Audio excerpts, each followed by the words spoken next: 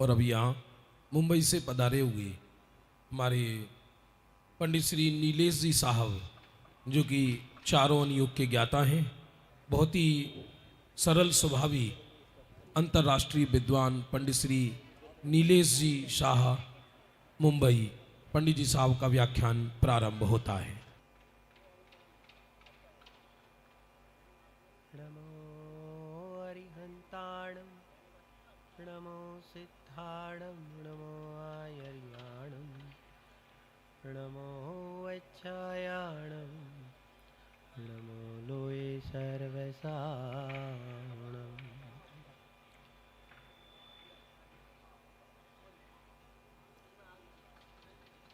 पंच कल्याणक प्रतिष्ठा महोत्सव हस्तिनापुर नगरी के अंदर हम सब यहाँ पर मना रहे हैं।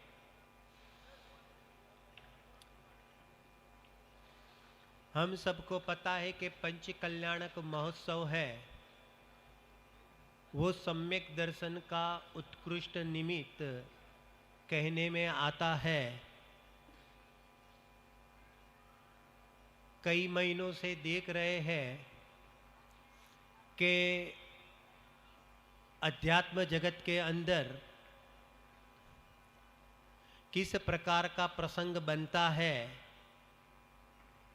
तो जैसे लौकिक के अंदर देखा जावे तो लौकिक में बाहर की जो आइटम वगैरह रहती है, खरीदी वगैरह रहती है, उसका सेल लगता है। क्या लगता है उसका? एक एक उसका सेल लगता है।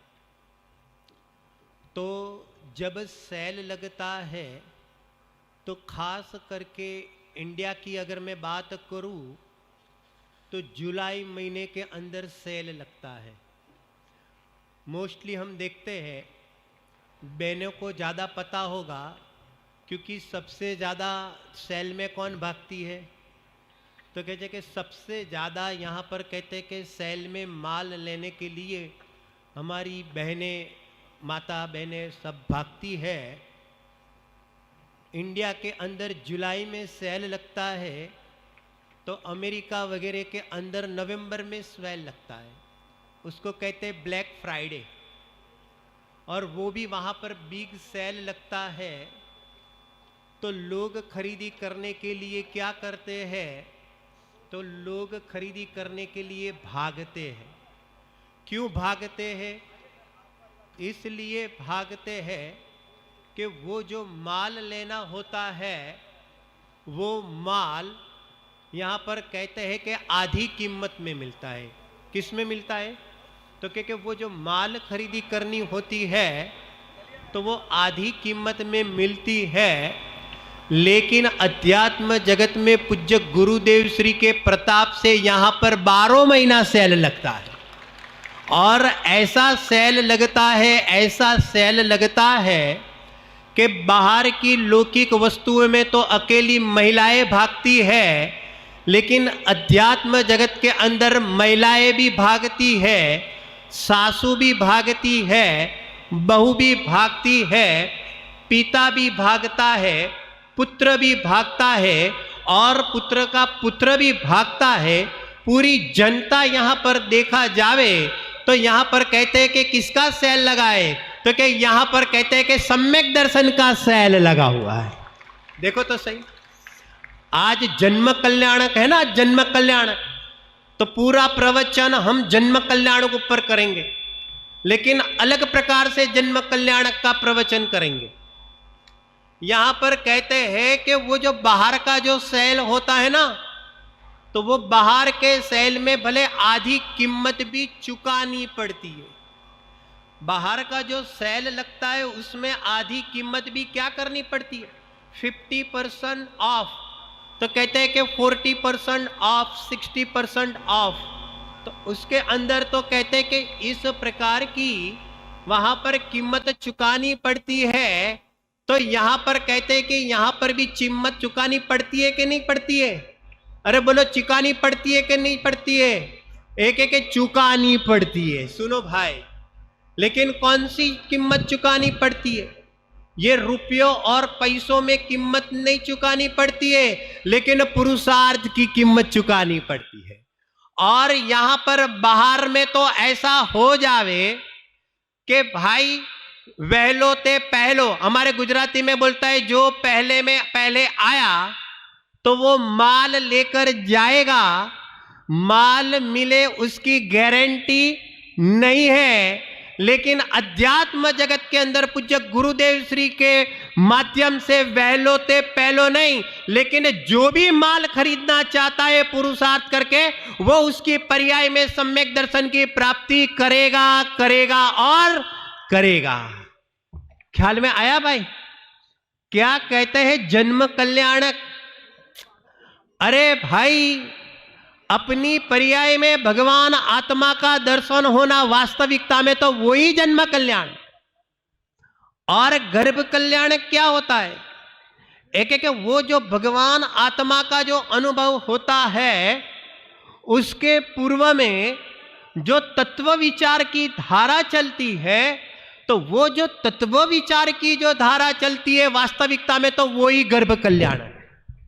किसको कहते हैं गर्भ कल्याणक और किसको कहते हैं जन्म कल्याणक? अरे यहां पर तो कहते हैं कि सुनो भाई, ये जन्म कल्याणक का अवसर आया है, मतलब क्या? अरे जन्म कल्याणक अवसर आया है मतलब अनादि काल से इस जीव ने कभी अपनी भगवान आत्मा का परिचय नहीं किया, पहचान नहीं किया, लेकिन अब श्री गुरु के माध्यम से, जिनवाणी के माध्यम से वस्तु स्वरूप का सही ज्ञान करके, स्व पर भेद विज्ञान करके अपनी पर्याय में आत्मा की प्रसिद्धि करना, हकीकत में जो इस प्रकार का कार्य करता है, वास्तविकता में तो उसने ही जन्म कल्याणक मनाया, ऐसा कहने में आता है भाई। ख्याल में आया? देखो, आज एक टॉपिक यहां पर टच कर रहे हैं, और वो भी 24 तीर्थंकर पुराण के आधार से टच कर रहे हैं। और 24 तीर्थंकर पुराण के अंतर्गत यहां पर शांतिनाथ भगवान का जो जीवन चरित्र यहां पर बताया गया है, उस शांतिनाथ भगवान के जीवन चरित्र के अंतर्गत ही यहां पर एक तो प्रथमान योग की दृष्टि से जन्म कल्याण की चर्चा बताई है, और एक द्रव्यान योग की दृष्टि से जन्म कल्याण की चर्चा बताई है। उपयोग सूक्ष्म करना, पूरा प्रवचन है वो तत्व प्रधान चलेगा, भावना प्रदान कम और तत्व प्रदान विशेष। अब जब शांतिनाथ भगवान का यहां पर जो जीवन चरित्र बताया गया है, उसके अंदर ब्रह्मचारी हरिभाई ने एक यहां पर प्रसंग उपस्थित किया है, और उस प्रसंग उपस्थिति में कुछ प्रश्न कुछ उत्तर रखे हुए हैं, और कुछ प्रश्न उत्तर के आधार से आज यहां पर जो समय है उसकी चर्चा चलेगी। प्रसंग ऐसा है कि यहां पर जो शांतिनाथ भगवान का जो जीव था, तो के पूर्व में श्रीसेन राजा था, और उसकी उस समय की जो पत्नी थी, तो कहते हैं कि जो वर्तमान में शांतिनाथ भगवान का जीव और यहां पर उनके जो गणधर बने चक्रायुद्ध, तो शांतिनाथ तीर्थंकर का जीव और ये चक्रायुद्ध पूर्व में जब श्रीसेन राजा थे, तब उनकी ये चक्रायुद्ध का जो जीव था वो उनकी पत्नी थी, और तब से उनका साथ में यहाँ पर साथ साथ चलना हुआ है। कुछ बीच में भव को थोड़ा छोड़ देते हैं, उसकी चर्चा नहीं करेंगे। और फिर आगे जाकर मेघरग राजा हुए और दृढ़ रथ भी उनका भाई हुआ, तो उस समय भी ये शांतिनाथ और चक्रायुद्ध दोनों साथ में आए। और फिर यहाँ पर सरवार सिद्धि में भी जाना हुआ, तो दोनों सरवार सिद्धि में गए। और सरवार सिद्धि से उतरकर यहाँ शांतिनाथ भगवान तीर्थंकर के रूप में यहाँ पर अवतरित हुए। और ये जो चक्रा युद्ध जो है, उनके जो गणधर बनने वाले हैं, वो भी यहाँ पर कहते हैं कि चक्रा युद्ध के रूप में यहाँ पर उपस्थित हुए। अब वर्तमान भाव में जो शांतिनाथ और ये जो चक्रा युद्ध है ना, तो एक ही राजा की दो रानियां अचरा देवी के माध्यम से तो शांतिनाथ उत्पन्न हुए और उनकी दूसरी रानी के माध्यम से ये चक्रा युद्ध उत्पन्न हुए। और जब जैसे जैसे नवयुवन हुए, तो नवयुवन होते हुए एक दिन ऐसा प्रसंग बना कि वो उद्यान में यहाँ पर घूमने गए और उसके साथ अनेक प्रकार के नगर जन, नगर सेठ वगैरह साथ में जाते हैं। संध्या का समय होता है, शांत वातावरण होता है। जैसे नसिया जी में चले जाते हैं ना हस्तिनापुर, तो वहां पर ऐसा इस प्रकार का एक वातावरण बन जाता है। और यहाँ पर कहते हैं नगर सेठ वगैरह सब यहाँ पर शांतिनाथ का जीव और चक्रा युद्ध का जीव इस प्रकार की प्रकृति को देखते हुए स्वरूप अध्ययन, स्वरूप लीनता, एकाग्रता करने का मन लालायत होता है, तो यहाँ उद्यान में बैठ जाते हैं और अपूर्व शांति का आनंद लेने के बाद जब उपयोग बाहर में आता है, तब नगर सेठ उन दोनों को कहते हैं कि आप दोनों धर्मात्मा पुरुष हो, तो कुछ हम जैसे जीवों के लिए भी कोई धर्म की चर्चा हो जावे तो हम सबको बहुत लाभ होगा। तो ऐसा भाव बन गया कि शांतिनाथ भी यहाँ पर सम्यक दृष्टि धर्मात्मा तीर्थंकर का जीव, चक्रा युद्ध पर सम्यक दृष्टि धर्मात्मा। तो शांतिनाथ ने स्वयं चर्चा निकालने के लिए कुछ प्रश्न चक्रा युद्ध को पूछा। जरा घटना जरा समझना। और जब शांतिनाथ के जीव ने चक्रा युद्ध को कुछ इस प्रकार के प्रश्न पूछे और उस प्रश्न के रूप में यहाँ पर 7 प्रश्न है, लेकिन 7 का हम कॉमन 4 कर देते हैं। तो 4 प्रकार के प्रश्न पूछे गए शांतिनाथ भगवान के द्वारा और उसका उत्तर यहाँ पर चक्रा युद्ध देता है।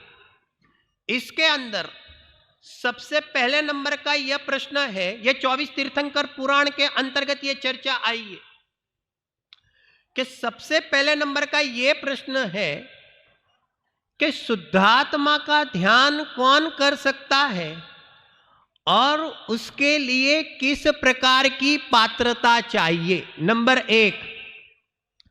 प्रश्न नंबर 2, जब निर्विकल्प स्वानुभव होता है तो उस समय निर्विकल्प स्वानुभव के काल में इस आत्मा को कैसा लगता है। नंबर 3, जरा उपयोग सूक्ष्म करना भाई, गहरी चर्चा है यहां पर अध्यात्म की। नंबर 3, जब यहां पर निर्विकल्प शुद्धात्मा का जब वेदन होता है उस समय ज्ञान का स्वपर प्रकाशक किस प्रकार से कार्य करता है। और नंबर 4, कि ज्ञानी का उपयोग जब अंतर्मुख होता है तब तो अतीन्द्रिय ज्ञान वर्तता है, लेकिन जब उपयोग बाहर में जाता है तब उसको इंद्रियों के विषयों में उपयोग लगने के काल में भी उसको उस समय अतीन्द्रिय ज्ञान वर्तता है कि नहीं वर्तता है। इस प्रकार का 4 प्रश्न उत्पन्न यहां पर किए गए हैं। जरा थोड़ी पंच कल्याण की सभा है वो भी मैं जानता हूं, लेकिन रुचि वाली सभा है वो भी मैं जानता हूं, और सब यहां पर मात्र पंच कल्याणक देखने के लिए नहीं आए हैं वो भी मैं जानता हूं, लेकिन हकीकत में तो भगवान आत्मा की बात सुनने के लिए आए हैं वो भी मैं जानता हूं। इसलिए मैं हिम्मत कर रहा हूं आप सब लोगों के सामने। आपके चेहरे इस प्रकार से खिले हुए हैं तो वो देखकर जन्म कल्याण किस प्रकार से मनावे, एक एक इसकी चर्चा इसके अंतर्गत ही देखी जाती है। बराबर है। अब सुनो, सबसे पहले नंबर का प्रश्न क्या है? शांतिनाथ भगवान के जीव ने चक्रा युद्ध को पूछा कि यहां पर कहते कि शुद्धात्मा का ध्यान कौन कर सकता है और उसकी पात्रता कैसी होती है। तो यहां पर थोड़ा सा विस्तार से भी वर्णन है, लेकिन अपन भाव पकड़ के यहां पर देखते हैं। एक चर्चा स्वानुभूति दर्शन के अंदर आई है कि पात्रता कैसे प्रकट होती है, तो वहां पर यहां स्वानुभूति दर्शन में जवाब दिया है कि इस जीव को जब वस्तु आश्चर्यकारी लगे तब समझना कि उसकी पात्रता पक गई है।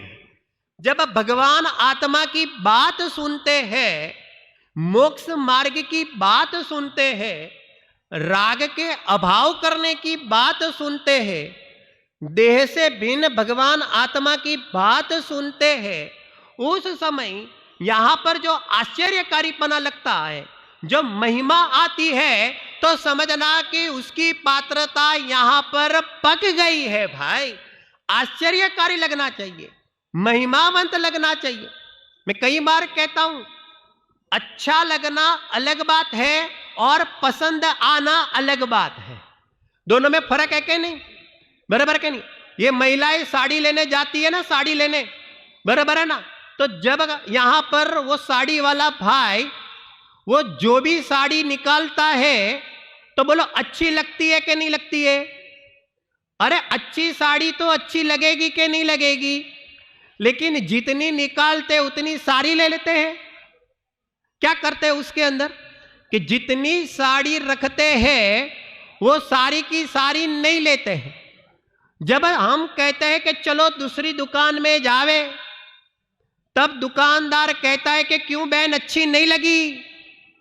तो कहते हैं कि अच्छी तो है, लेकिन अरे लेकिन एक पसंद नहीं आई। समझ में आता है कि नहीं आती?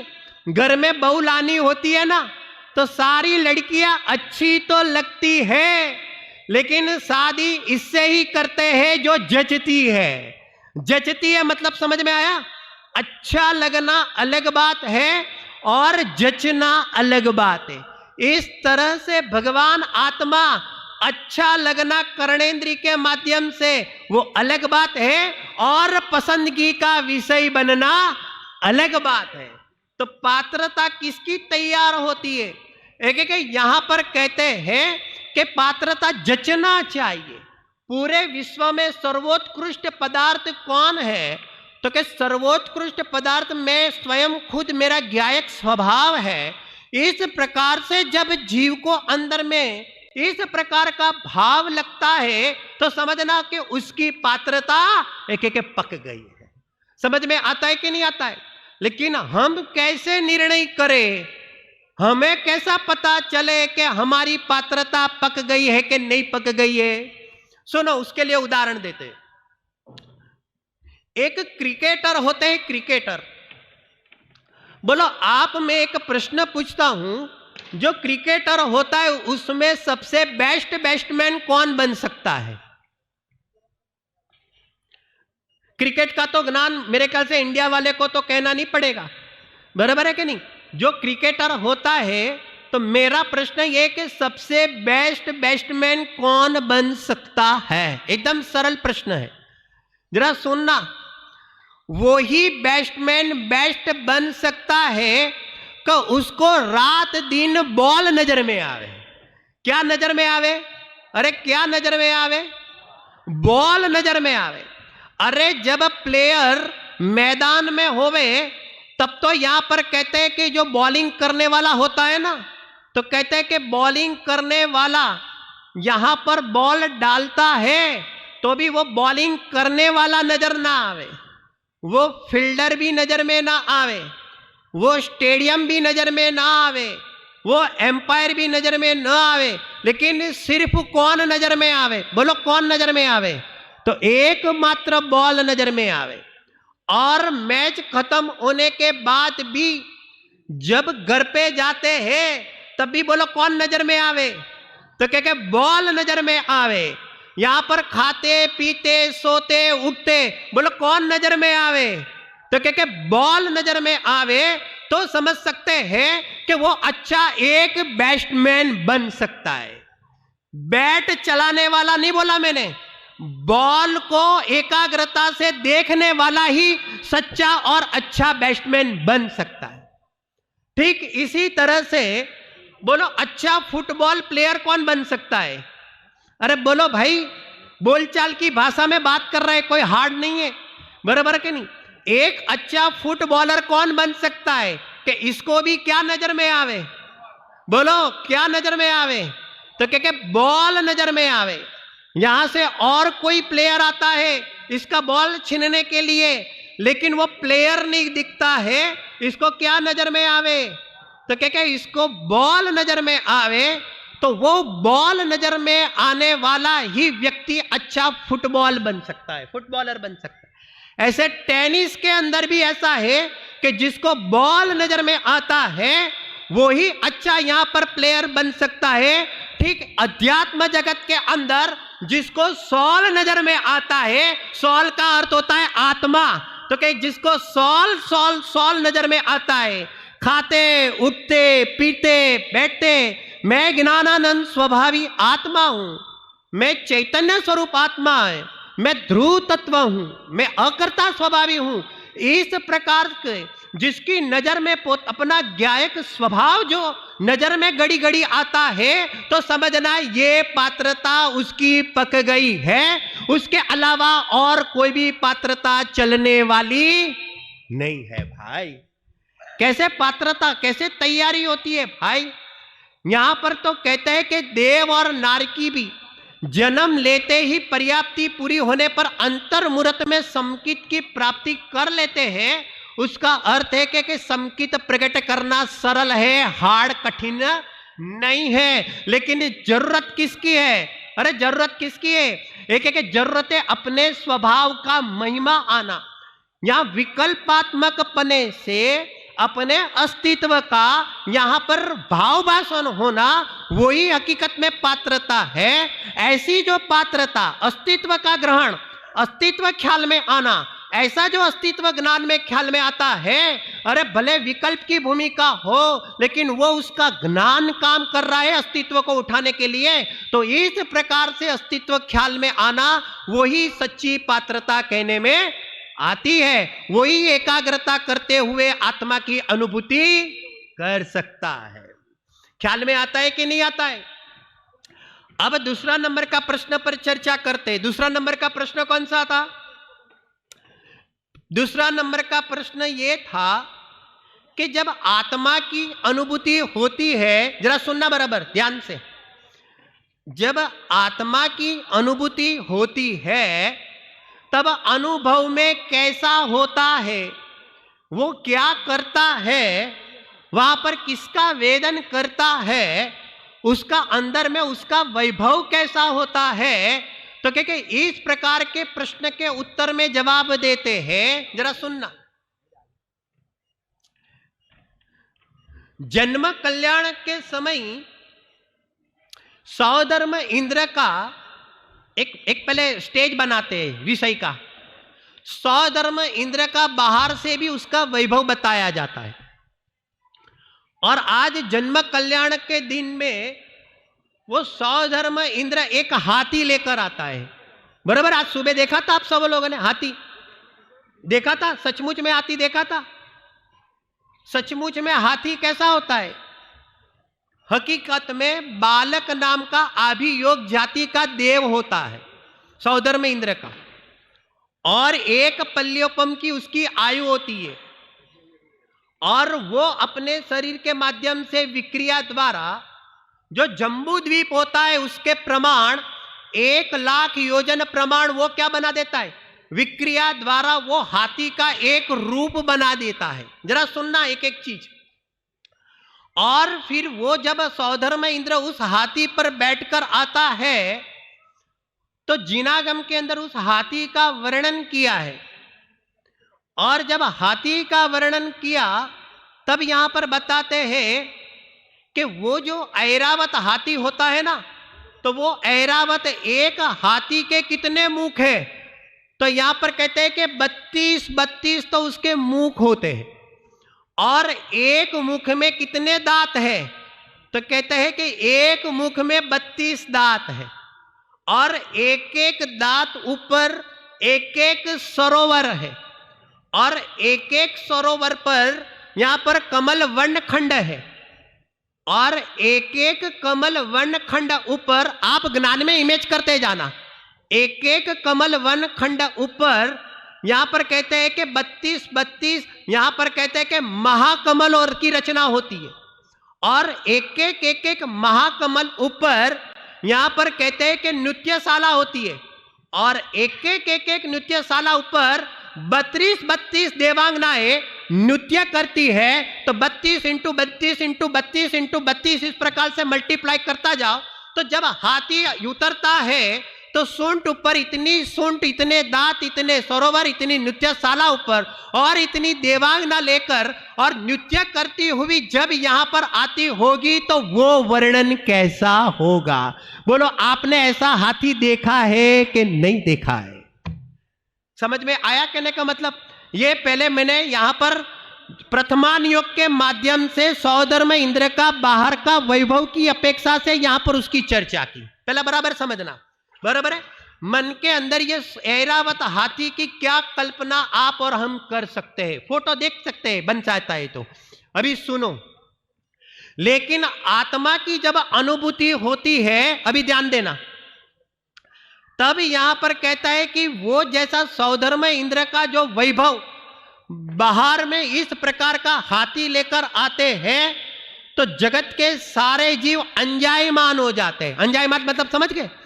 आश्चर्यचकित हो जाते हैं, अंजायमान हो जाते हैं।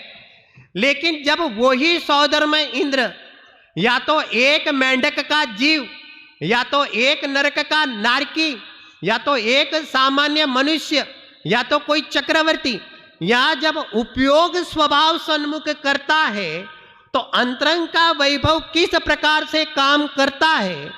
तो चिद विलास के अंदर एक चर्चा आई हुई है, सुनना। एक आत्मा के अंदर शक्तियां कितनी?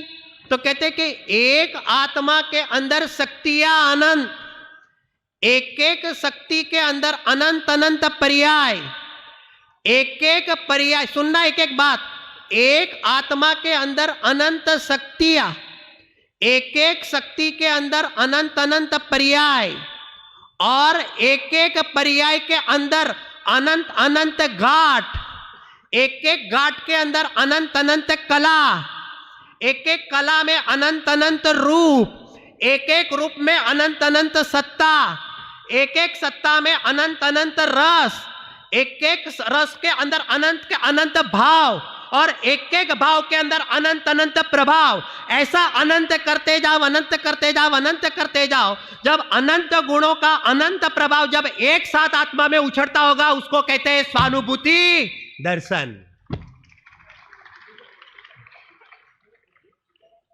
क्या क्या घटना, क्या घाट, क्या कला, क्या रूप, क्या सत्ता, क्या राग, क्या प्रभाव, क्या रस, क्या सत्व, ये सब को यहां पर पीकर जो बैठा हुआ जो भगवान आत्मा, जो चैतन्य स्वरूप आत्मा अंदर में जो विराजमान है, तो एक उपयोग जब स्वभाव सन्मुख करता है तो अनंत गुणों के निचोड़ रूप जो भेगा स्वाद, अतीन्द्रिय स्वाद का जब यहां पर रसास्वादन होता है, तो वो वचन द्वारा कहा नहीं जाता है। तो यहां पर कहता है कि वो जोता है, वो वेदने वाला भूखता है, और केवली भगवान जानता है। समझ में आया क्या कहना चाहता है? इसको एक उदाहरण से भी समझ सकते हैं, स्थूल उदाहरण से समझ सकते हैं। जैसे आपने ए.आर. रहमान का नाम सुना होगा, सब लोगों ने ए.आर. रहमान का नाम सुना है। कौन है भाई ए.आर. रहमान? कौन है ए.आर. रहमान? बहुत बड़ा मतलब म्यूजिकल डायरेक्टर है आज की तारीख में, ऑस्कार अवार्ड भी नॉमिनेट इसके नाम पर है। कहने का मतलब जरा सुनना एक एक सामने। ए.आर. रहमान का जो संगीत होता है, संगीत वो इतना प्रसिद्ध क्यों हुआ? तो यहां पर जब एक संगीत बजता है, सुनना, ये अनुभव की चर्चा चल रही है, ये स्वानुभव की चर्चा चल रही है, ये आत्मा के जन्म कल्याण की चर्चा चल रही है, जरा ध्यान देना। तो एक बगीचा होता है और उस बगीचा के अंदर उद्यान, बगीचा मतलब जब AR रहमान के बहुत सारे इंस्ट्रूमेंट यहां पर रखे गए होते हैं, उसके अंदर हारमोनियम भी यहां पर देखा जाता है, बांसुरी भी देखा जाएगा, यहां पर सैक्सोफोन भी यहां पर देखा जाएगा, डमरू भी देखा जाएगा, ढोलक भी देखा जाएगा, पियानो भी देखा जाएगा, गिटार भी देखा जाएगा, सितार भी देखा जाएगा, आदि अनेक अनेक इंस्ट्रूमेंट यहां पर रखे हुए हैं। जरा समझना, चित्र में चले जाना, आप ज्ञान के अंदर चले जाना। और जब बीच में क्या होता है कि फाउंटेन होता है, क्या होता है, एक बीच में फाउंटेन होता है, फुवारा होता है। तो जब इसका जो संगीत बजता है, तो संगीत जब बजता है तो धीरे धीरे धीरे करके वो जो सारे इंस्ट्रूमेंट है, तो जिस प्रकार से बजता है, जो जो इंस्ट्रूमेंट है उसकी जो एक अपनी अपनी सुर है, तो सुर अनुसार यहां पर क्या हो जाता है, तो यहां पर बांसुरी भी बजती है, पियानो भी बजता है, यहां पर कहते हैं कि और भी डमरू भी बजता है। तो सारे जब इंस्ट्रूमेंट बजता है और यहां पर फुवारा क्या करता है, अरे फुवारा क्या करता है, एक एक फुवारा नृत्य कर रहा है। तो जैसे जैसे संगीत बजता है, ठीक है, इसी तरह से फुवारा भी उस इंस्ट्रूमेंट की लय को लेकर यहां पर जब फुवारा उछलता है, वहां पर अकेली बांसुरी में वो फुवारा नहीं उछलता है, अकेला इंस्ट्रूमेंट में वो फुवारा नहीं उछलता है, अकेला ढोलक में वो फुवारा नहीं उछलता है, लेकिन सबका अपना अपना, लेकिन अपना अपना होने के बाद सबका एक साथ एक रस लेकर जब संगीत बजता है, तब यहां पर जो फुवारा उछलता है, इस प्रकार से भगवान आत्मा बगीचा की जगह पर है, उसकी जो शक्तियां है वो इंस्ट्रूमेंट की जगह पर है, और जो फुवारा है उसकी पर्याय की जगह पर है। तो अनंत गुण इस प्रकार से यहां पर उछलते हैं, तो वो आत्मा का संगीत कैसे बजता होगा। समझ में आता है क्या कहना चाहते हैं।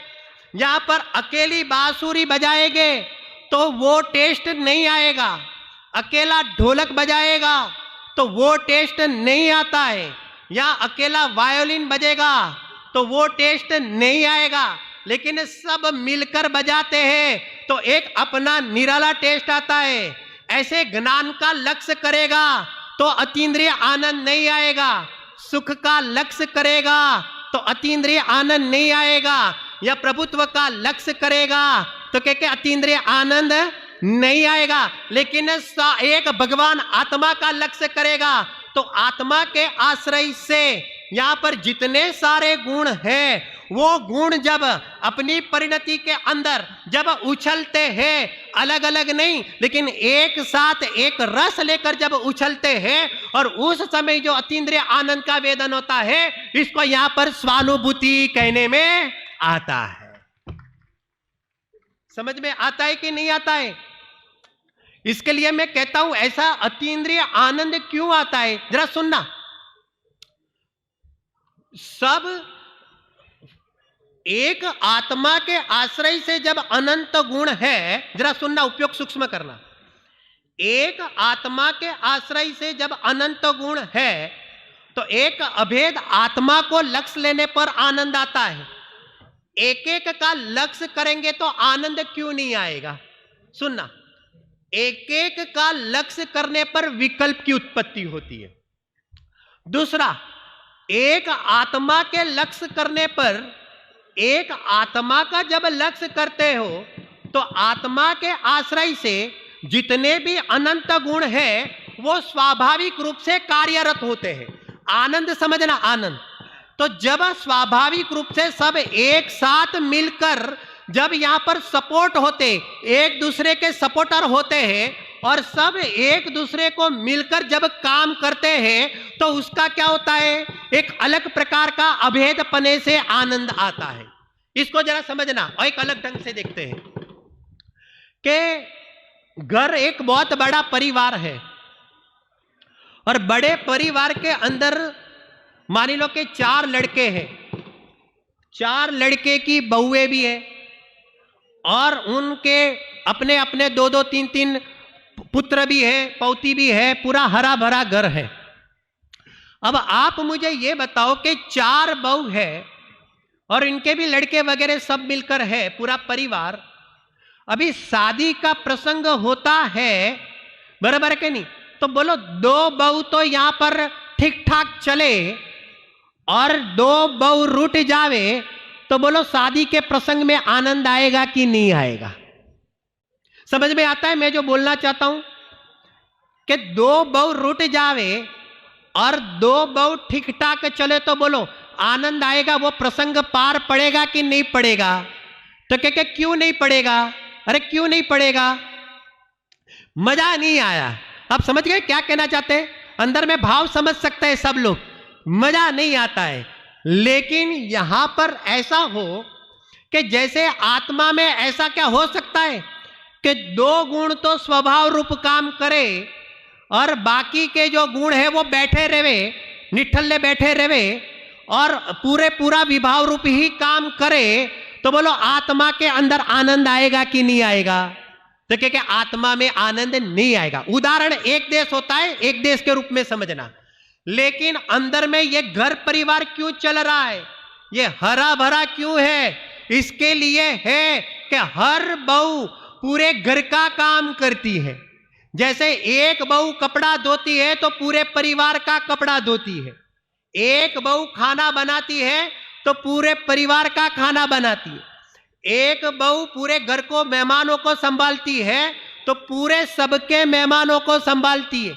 जिसको जो जो ड्यूटी दी गई है तो सब लोग अपनी अपनी फर्ज समझकर निभा रहे हैं।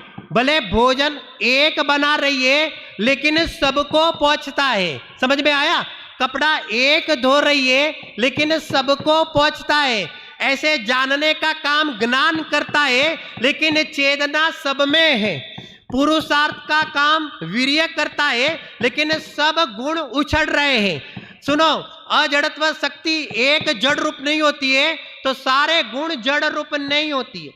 प्रभुत्व जिसका प्रताप यहाँ पर अखंड पने से वर्तता है, स्वतंत्रता से शोभायमान है, तो उसका रूप सब गुणों में है।